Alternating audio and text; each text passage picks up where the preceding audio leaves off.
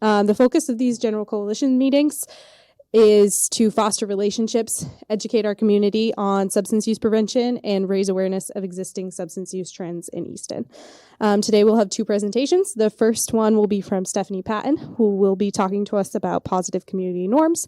And the second will be from a group of our senior students from Oliver Ames High School, who will be sharing with us their vision for the future of Wings of Hope.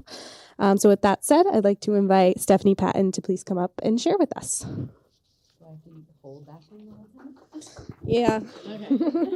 Or is that's not what that lavalier mic's for? No. No, you can just use that. I'm gonna hold this. Okay. All right, Kelly did not warn me that I was gonna be filmed, so I'm just saying, yeah. So my name is Stephanie Patton. I am one of the steering committee members for Easton Wings of Hope, and I also am the substance abuse prevention coordinator for the town of Stoughton. And I am going to talk to you a little bit today about science of the positive and positive community norms. And I'm going to share with you a little bit of some work that we've done in Stoughton, which is why you see Stoughton up there and not Easton right now, and just as some examples. And I'm going to do a very high level, like barely dipping our toe in the water piece about science of the positive. 1, because I want to be able to dialogue with all of you, and 2, because it would take a lot more time than we have to really go deep. So hopefully this is one of multiple conversations we're going to be able to have. Okay, so I want to actually start by asking all of you maybe to turn to the people who are in the vicinity at your table and to think to yourself for a minute, why do you come to these meetings, right? What is it about participating in Wings of Hope that's really important to you? So why do you do this work with us here in this room? So I'm going to give you guys a couple minutes to have that conversation, which is probably terrible for the camera. And then I'm going to ask a couple of people to share. So if you want to just for a second, turn to the people at your table or who are near you and share with them why these meetings are important to you. And then we'll take a couple audience so that we can share the wealth of being on television. Okay. All right, so I would love a couple of volunteers who are willing to share their why out loud in the room. Anyone? I'll go. Okay, thanks. Should I run the mic over? My why is wait. the why. Okay, go. So my why is the why. So I think, the mission at our core is to help support community needs. And I think that,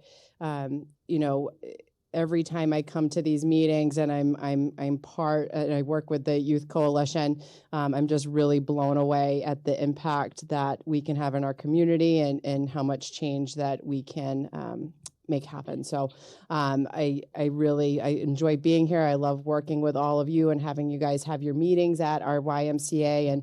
And we're going to continue just to see whatever we can do to help support the efforts of East Wings of Hope. Awesome. Okay, thank you. All right, who else? Let's do one more. Yeah, you want to do it? Yeah. Yeah, I feel like as a collective, like for our youth coalition members who are here, a really big part of why we do this is because of the action that we get to participate in and the results that we do get to see. Because as Mireille was saying, like before we would see substance abuse or misuse like with our peers or with people in the community, and obviously we would be upset by it, but there's nothing that we really knew how to do. And through our learning with the coalition and working with other community groups and like with the Y and the general coalition, like we've learned strategies and we've created different solutions for the problems with substance misuse and abuse that we've seen. And I think that's just something that's really special and really rewarding. And it makes us feel good about the direction that the community is moving in. Awesome. Great, thank you. Anybody else have a burning one they want to share? Yeah.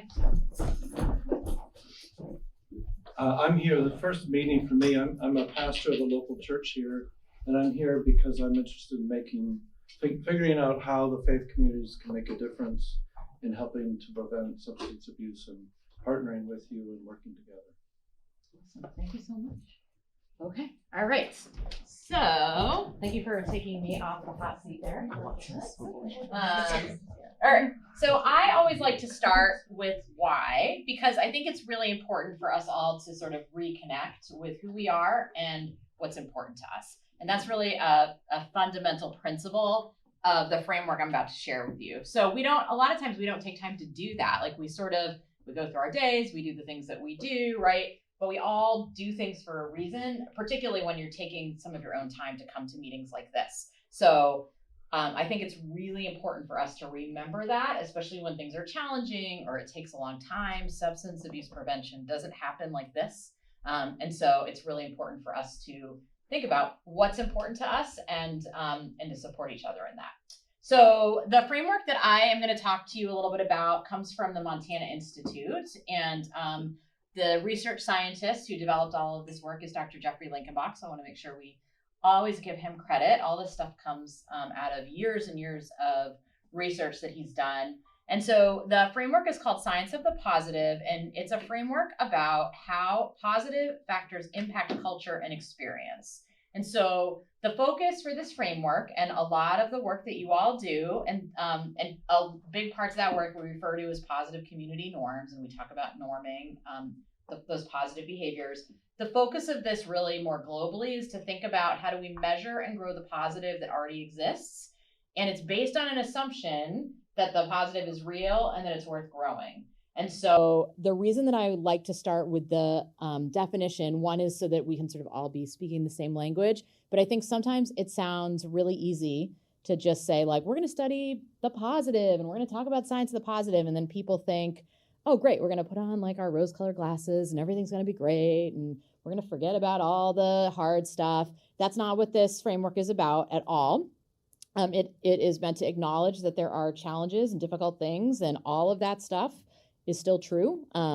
Things happen that are not great, and substance abuse prevention is a hard topic, right? It's not necessarily always a positive kind of a thing. However, this framework reminds us and encourages us to think about what is positive that is happening already, so we can try to grow health in that way. And so it embraces and talks about things like most high school kids make really good decisions when it comes to alcohol and other drugs, for example. So we know that all of our AIM students, most Massachusetts high school students don't drink, they don't use marijuana, and they don't vape. That might be contrary to what people believe, but it's what the data says. So the Science of the Positive is about sort of sharing the truth and highlighting the positive so that we can grow those things.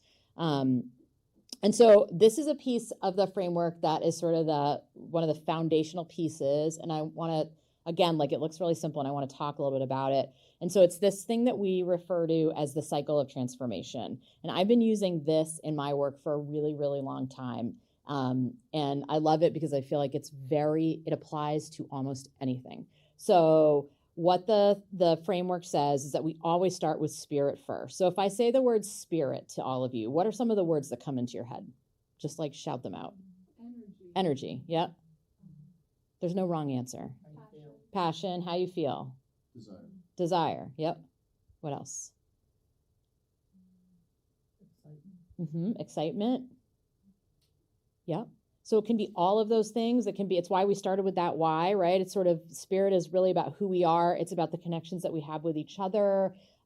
It's positive, it's hopeful, right? So we, in our work, always think about how do we start with spirit first. And that's one of the reasons actually why I really love coalition work, because coalition work is spirit-driven work, because it's really about the relationships and the trust and the connection between all of you that brings the power into this, right? It's the spirit of having youthful voices in the room and people who are living, it's like those of us who are adults here who are trying to impact youth behavior. We have young people who can sort of talk to us about what it's like to be a young person.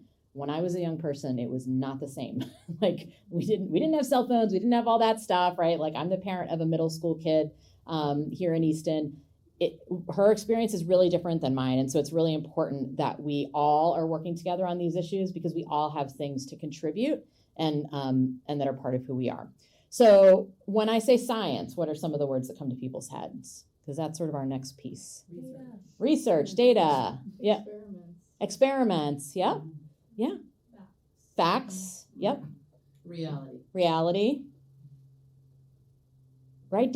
Science is like, it's information, right? It's the inputs, it's what we need to know. So when we think about prevention, we want to think about spirit first, like who are we, what's important to us, how we connect to each other, and then what is the information that we need in order to do our work. So like you all go to trainings and stuff, people have had the opportunity to learn from national experts. We collect a lot of information and data in the school, right? We use surveys, we do qualitative data, we do focus groups, we talk to each other. All of that is science. And then we talk about action. So give me some action words.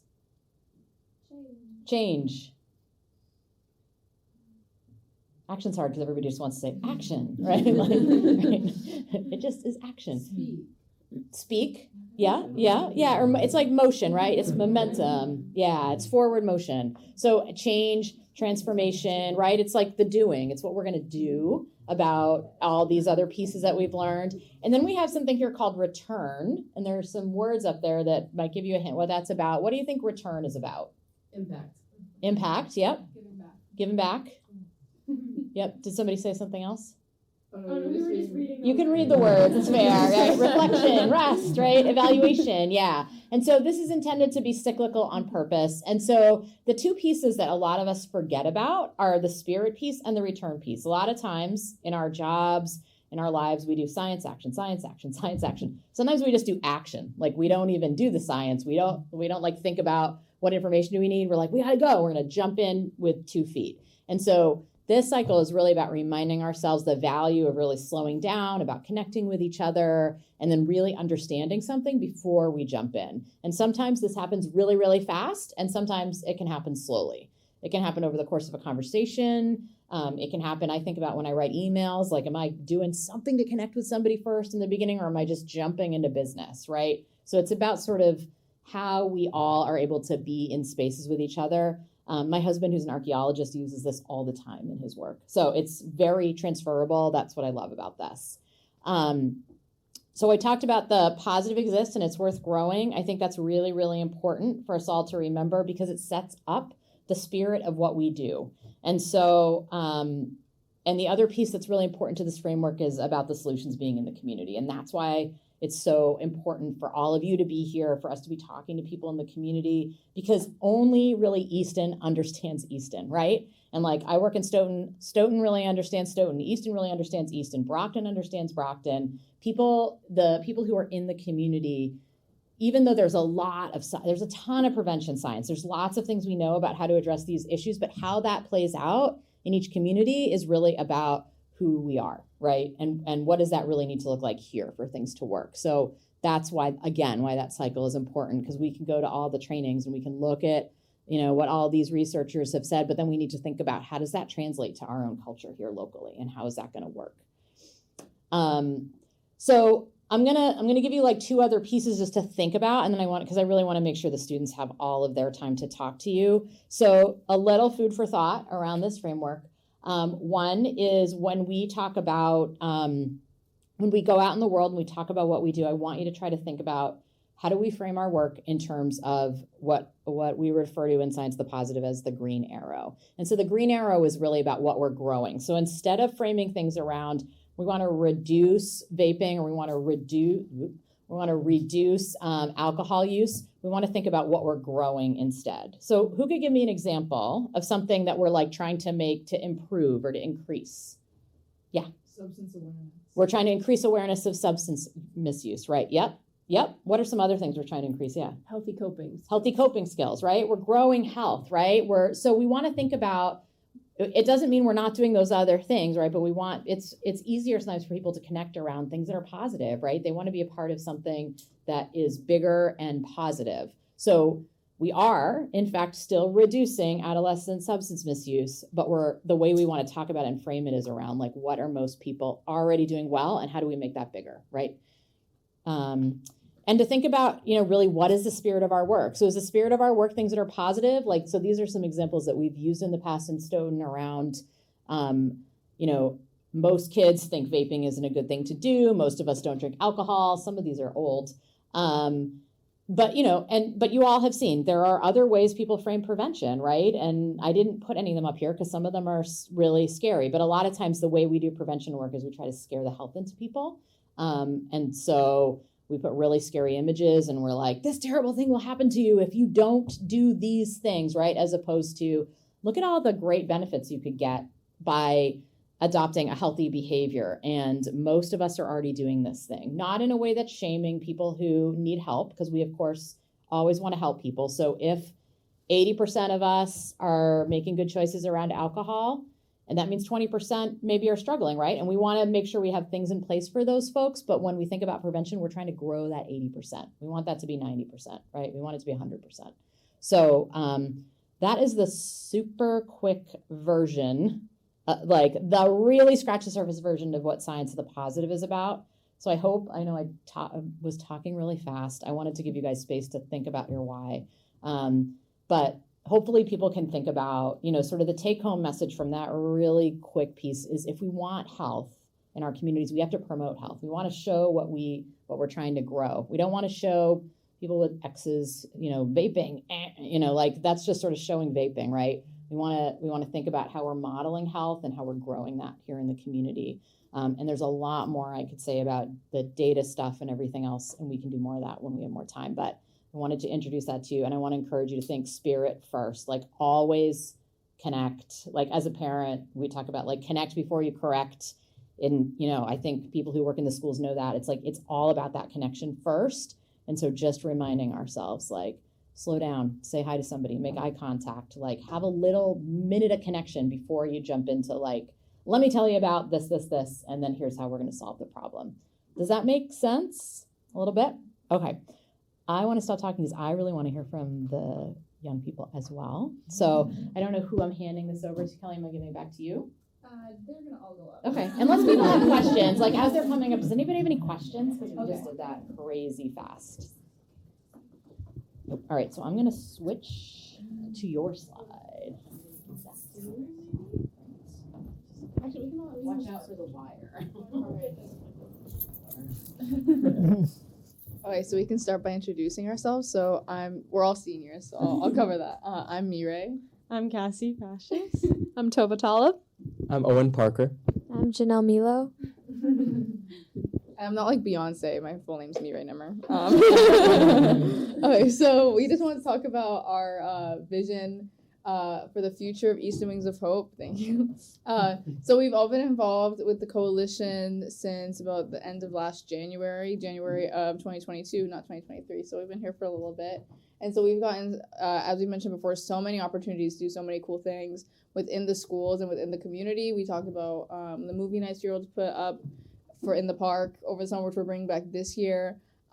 Take back the bathrooms, which we implemented in the schools to kind of reduce or provide more awareness about the vaping issues that we saw within our school that ultimately result in the closing of some of the bathrooms during lunch. And then this is cool because this is where we are right now. But yeah, and also like present to so many different kinds of people, including politicians and stuff that we just wouldn't have had the opportunity to do otherwise. Also, like, shout out to Kelly for giving us all these opportunities. Yeah, so I don't want to hog the mic, but so just as a like umbrella kind of blanket over what we're going to talk about is fostering adult and youth connections and expanding the coalition's network in order to advance youth substance use prevention. So basically involving people like you guys, parents, both as, to support the coalition, but also to give them information regarding what they can do regarding their own kids. We had a similar experience with this a few weeks ago, recently, where we presented to parents about kind of our point of view about how prevention can be done in the home. And then with expansion, just bringing more youth to the coalition and expanding as much as possible. So part of the hard thing about being a teenager in a community when you want to make change is the fact that it's really hard to find opportunities where you feel heard. And I feel like joining the coalition, I feel like I speak for all of us, really gave us the voice to be able to do something about the things that frustrated us in the community. So what we look for is just different groups of people that we can talk to, that can work with us, and we can work back with them as collaborators, which is really awesome. Yeah, so overall, since we are all graduating this year as well, we just want to speak on what we see the future of Easton Wings of Hope Youth Coalition being, because we're only the start of it, and we want to make sure that we're laying down really solid roots for it to continue growing. Oh, sorry, I didn't realize that was the only slide. I made one slide for you. Okay, that was my bad. Awkward moment there. Anyway, well, I guess speaking on the future, I was going to go more into detail of each of them. So first we have the adult and youth connections. One of them is majorly coming and presenting here with the general coalition and with the parents, as we mentioned. Something really important that we've done, a lot of research about is the connection with the parents and what parents are normalizing in the home. And so continuing to connect with the adults in our community, even though this is the youth coalition, is a really major part of that. And something that, we began this year and hope to only grow with that. And something that goes along with that as well are the events that we're doing and the incentives that we run, a lot of which can be done with the help of the entire community, not just, the smaller group of youth that we have involved in the coalition. I don't know if someone wants to talk about the network. Also, just adding to what Cassie was saying, something else that we do is collaborating with the Wise Healthy Kids Day. And I think it kind of just emphasizes the idea of bringing this to parents with kids of several ages rather than just teenagers.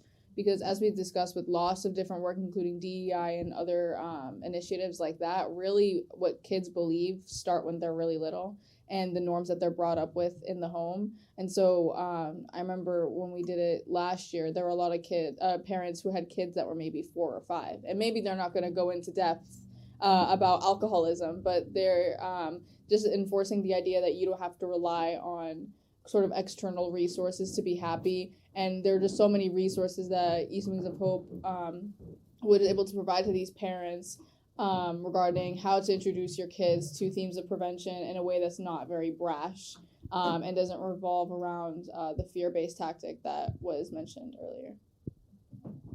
So we've done lots of things. We went to CADCA last year. We learned a lot of stuff, and we did some workshops and things with people. And a lot of things we want to bring back is to make sure that when we talk to parents, that they get the same information that we got, and we can convey it more to them. Especially because parents tend to listen to kids more, especially when they seem to know what they're talking about. So if we go with the good attitude and we share what we learned, they're more attentive and they seem to grasp the information more and bring it back to their kids from a one-on-one type situation. Will you explain what CADCA is? Yes. What does it stand for? Community Anti-Drug Coalitions of America.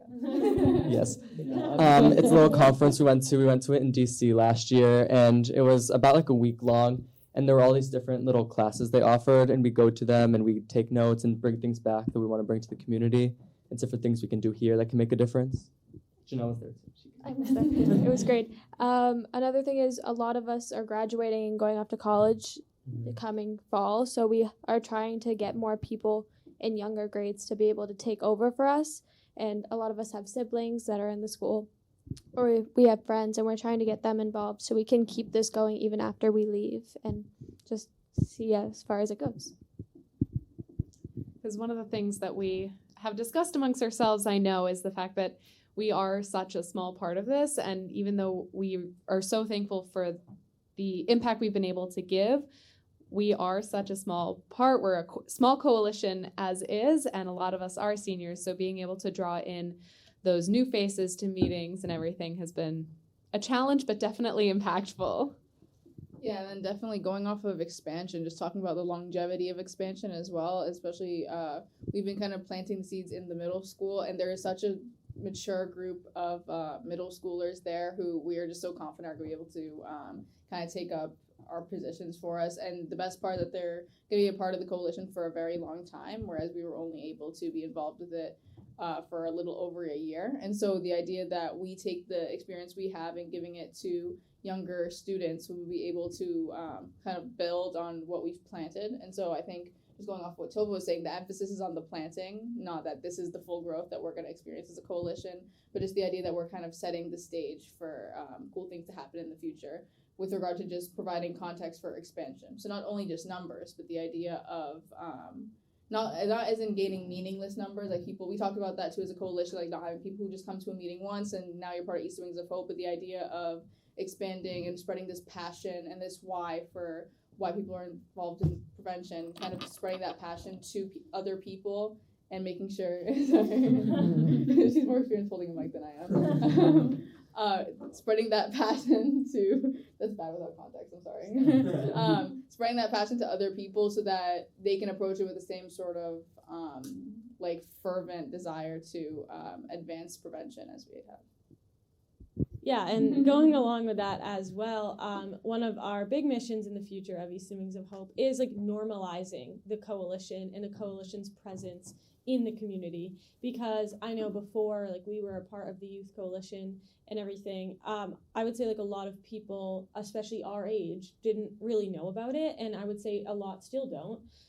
But through the incentives that we've done, such as Take Back the Bathrooms, which is something that we are going to do again this year and hopefully implementing as an annual campaign, is to spread the word that, you know, vaping in the bathroom isn't normal, and it isn't what the majority is doing, and it isn't what the bathrooms are for, and it isn't what we support. And so through that, we had a poster board set up with some data on it, all positive norms, as we just got a great presentation on, and posters in the bathrooms where people can anonymously follow a website where they can get help if they are struggling already, and having pins that everyone can wear, and you see physically, you see the number of kids who really are in that majority who are not involved in substance misuse and abuse. So that was a really amazing campaign that we ran last year that we felt really good about. This year we have like Take Back the Bathrooms 2.0 that we're going to be putting into place. We've made the poster board and everything. It's happening soon. And so those are some incentives like that that we hope we have implemented that will continue to go on in the future for years to come, maybe even multiple times a year, because the more knowledge that is put out there, the more that our peers and future peers can learn about it as well. And something with that we've talked about too is assemblies, presentations, especially with elementary and middle schoolers, is something that we've started to expand into, but not fully. So definitely in years future as well, starting as young as we can, because it's a really important topic and there are different levels of an approach to take to it. So that normalization, I guess you could summarize it as, is an important aspect as well. Okay. Yeah. Does anybody have any questions Yes. for them about, you know? What is Take Back the Bathroom? What is that? Oh, yeah. So Take Back the Bathrooms kind of started from the initial like complaint that not only we had, but we heard a bunch of people kind of expressing to us, was that there are these bathrooms that are near the cafeteria in school, and they were locked. They started being locked pretty regularly because they're the ones closest to the lunchroom, so people would leave lunch and go vape in them. And so you'd hear even people when they were open saying, oh, I wanted to wash my hands in the middle of lunch, and there are 6 people standing around there vaping, and it felt really awkward. And so this idea of taking back the bathrooms for what they're for, like what Matt Cassia was had mentioned, so we wanted to, so that was basically the crux of the whole plan and the whole initiative. So we took to, like Cassie said, the posters, and really using it as an opportunity to not necessarily shame the people who were vaping in the bathrooms, but to kind of use it as a call to action, take back the bathrooms, this idea that, you know, if you can see yourself, to expose yourself to kind of the more positive norms that are around you, then also if you are struggling with vaping, we did have people approach us at the table and say, like, I'm struggling with vaping, what can I do about that? And so kind of providing the resources to those people as well. And then the other half that we kind of tagged onto, it was Take Back the Bathrooms, Take Back Your Health. And that was on one of the pins. And so the idea is that, you're not only showing people who are not pursuing these bad decisions that they are making the right decision by not doing them, but also showing people who are making wrong decisions that they're not kind of trapped in this bubble, and there's a way for them to stop their bad habits. Any other questions? Thank you for that. Just to follow up on what she asked, have you guys seen a difference in behavior since you started that campaign? Do you want to take it?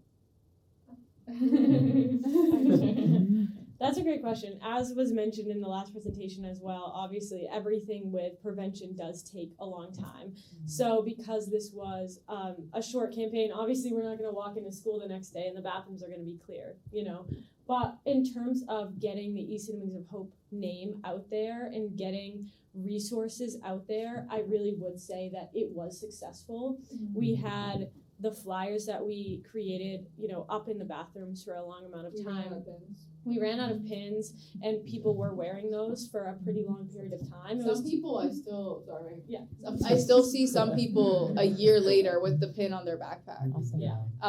And so you see people on their people have the pins on their lunchbox. So it feels and lanyards and stuff. And so you see that, and also like Cassie was saying, just getting our name out there, it definitely increased in awareness because especially before we went to the conference, Easton Wings of Hope, I didn't know what it was. And so part of the goal with the expansion is just taking, maybe there's a larger pocket of the school that knows what Easton Wings of Hope now, especially because we were by the lunchroom, and so everybody walking outside of lunch was at least exposed to the name. Mm-hmm. But the idea that after pursuing this project, again, like coming back to the idea of planting the seed for us to see its yield in later years, and yeah.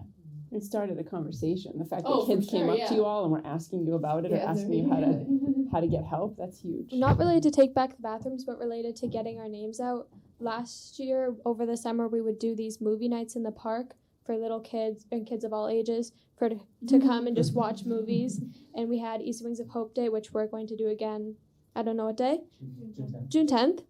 And we're not trying to, that's not exactly implementing the drug prevention, but it's getting our name out there, which is very, very important in making change in the community. And also making it normalized that there are other fun things you can go be doing. There are other fun ways to increase your happiness and positivity within the community that you don't have to rely on that. I just wanted to add, I'm the evaluator for Easton Wings of Hope, so just to add some data to what they're all saying. So, here, look at me. Oh my goodness, I don't want anyone to miss the data. Because I respect that you guys are not taking a ton of credit, but you should take a ton of credit because between the work that you all have done and the work the schools have done, they've sort of layered education into every single class, it seems like, around vaping, and they've taken the rate of current use, which is kids who have used in the past 30 days, from I think it was 35% 6 years ago, and it's 6% now. So it's actually a ton of amazing work has happened, and you guys definitely deserve heaps of credit because of that.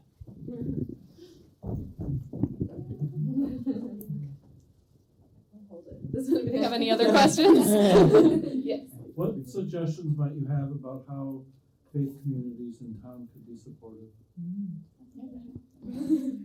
So I think drawing it back to wherever kids are or students are, the idea that these norms are present around them and encouraged around them. So, if part of the norm that you have in your faith group is, taking care of your body. I know lots of religions consider the body to be like a temple. And so this idea of, weaving in values that your faith might already have into this idea of health and wellness. Because as the previous presentation really touched on very well, if we focus on health and the idea of health, then that is what we're going to see an increase in. And so as with all communities throughout Easton, just enforcing that norm of taking care of yourself, and then kind of ties in with everything that we do surrounding mental health, as that we see that's the reason that a lot of kids end up pursuing substances anyways. And so kind of providing people in your faith group with resources regarding how to take care of their health and how to take care of their sort of mental well-being, whether you encourage that through prayer or whatever your faith would encourage otherwise. Any other? And to add on to that, I think definitely encouraging it in the adults as well, because so much of what kids pick up on and kids learn on is what they see in the home, and really it starts in the home. Everything starts in the home, and then it goes up. So talking about different prevention tactics with parents and stuff like that it makes a difference. And parents don't always see it, but kids are listening, kids are watching, and we see it. Yeah, and I would say in general, just with that attitude as well, and just with those positive like alternatives as well, providing other opportunities for people to be in a warm, welcoming, positive community, not being judged for what they're doing. And more often than not, that can lead to finding a solution or finding prevention for them. And also those are, what we have an abundance of resources for, we have pamphlets, we have flyers, we have different websites that can be used, or an app or anything like that. So those are definitely like more details that we could provide as well if certain parts of the community do want more like tangible solutions or something like that they could hand out. We do have a lot of resources like that as well that I think we can share. Thank you. Oh, and also if I could add something. Sorry, the ideas are coming. If I could add. Sorry. But also just if you feel that there are certain people within your faith community that youth can talk to, just kind of pointing out, like if you're having these problems, there are people here within your community that you can confide in regarding these things, and just without judgment. That's the key factor. And so you kind of directing youth in your community to those key figures that you might feel they might be comfortable talking to. Oh, I'm done with the mic. Any other questions? About anything. Not necessarily a question, more of a comment and a compliment to all of you all. So just watching you all up there, you would think you had been together for a really long time doing this work, because you guys are like so seasoned. I'm like, yes, go ahead. And it definitely brought me back to my peer leadership days, right? So what I would like to encourage you all to do, I know you all probably have plans to go off to college. I don't know if y'all are staying local or going, further away, but if you're gonna be local, I would love to see you all still engage with that younger crew that you're recruiting to come and take your place, and continue to mentor them, because you all seem to have a wealth of knowledge, and it would be a shame to, let it just go away because you guys continue, because you're still considered youth in our eyes. I'm that old, but I'm old. So just continue to spread that love and spread that information. I think is going to be very valuable to see in that long-term change you want to see happen. Thank you. Thank you. Anybody else? Before we wrap up, I like how everyone looks at me. You're our next plan of action, Kelly. I am. Does anybody have any other questions? No? Okay. So we have a little something for you guys.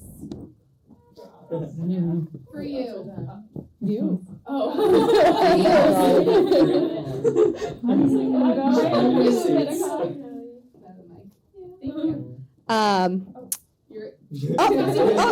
Over here. Okay, I'll go over here. No, I want to be on the Kelly side. Should I not be? Okay, I'm just gonna go.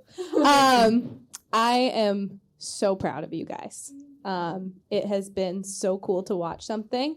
When we were like budgeting for the CADCA trip, we were looking at the numbers and we were like, we hope these kids stay engaged. And it has been so cool to watch. I've told you guys this many times before. I've sent you many texts. But to watch you take something and to create ownership of it, and then to give your time and your resources and your energy to something that you want to see change is incredibly inspiring and very hopeful, because I think it's very easy when you see data and numbers, no offense, Kendall, but when things, you go on a CDC call and it's all these opioid overdoses and more kids are using in the pandemic, and to see people who are committed to building relationships with others and to starting with the small things and building towards that is really encouraging. And I'm sad that you guys are going to college, but I like what April said about you guys coming back. So we just wanted to present you. I'm sorry that I'm not paying for your college, but these are just some certificates a certificate of appreciation. This certificate, this one is for Tova,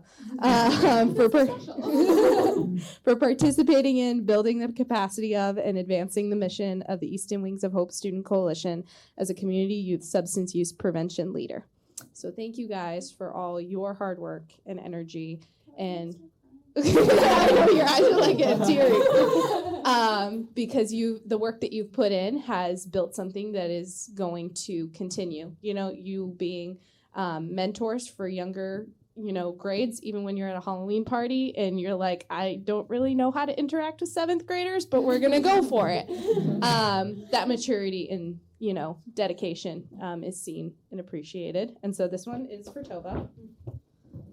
My love. Thank you, Tova.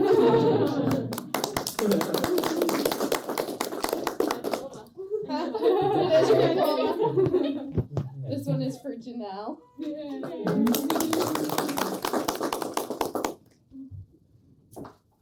This one is for me, right? Because I fall over. This one is for Cassie. Cassandra. And this one is for Owen. Thank you all. You're the best. All right, and speaking of return. We all remember this slide. We all remember this. If you all would scan this QR code, it's just a very quick questionnaire. Just to get an evaluation, of what you felt like you got out of this meeting, any suggestions, questions, comments, concerns, and then that is it for today. Thank you all so much for coming, and we'll see you in 3 months. Do you want to do a picture? Yeah. Yes. Please do. Oh, January? Kelly dropped it. Provided that font. Canva? You mean Canva? I did. Is it weird to have the QR code up there? Just close the Go back. laptop I know, or go something. back to the Oh, other go back side. one slide. Yeah, go Did back one everybody get slide. the QR code? No. We'll go back. Okay, we'll go back. Okay. Yeah. I'd like Because it is weird to have the QR code on Honestly, there. we don't even talk about Canva's contribution. I was just thinking they talk about it. In the middle. You're good. That's good. I think so. One hand and one hand. One hand. Oh, Swish. Yeah, we need to swish it. We good? That's good.